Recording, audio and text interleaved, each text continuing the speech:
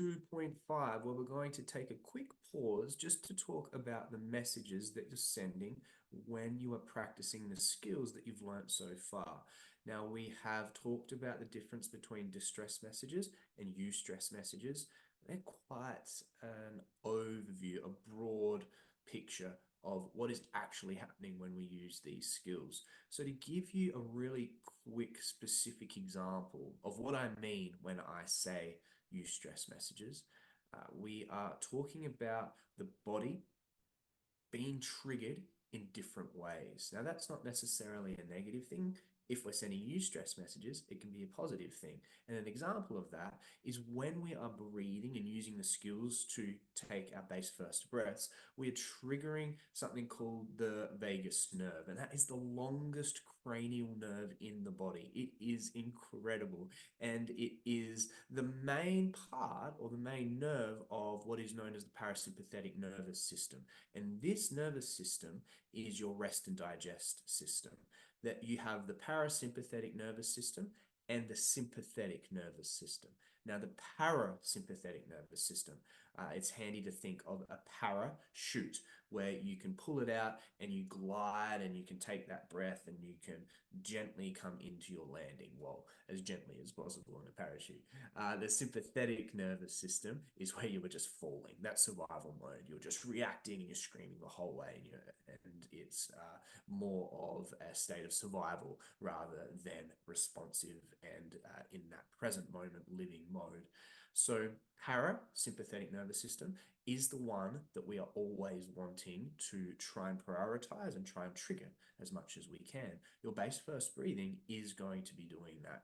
Every time you trigger that vagus nerve, you are starting to activate that parasympathetic nervous system in some way. The way I like to think about it is the vagus nerve is like the bell rope and the brain is the bell. Every time you tug on that vagus nerve by breathing with your base first skills, you are telling the brain, I'm okay, let's release the parachute. Everything's okay. We are in control. We can guide ourselves to wherever we need to go.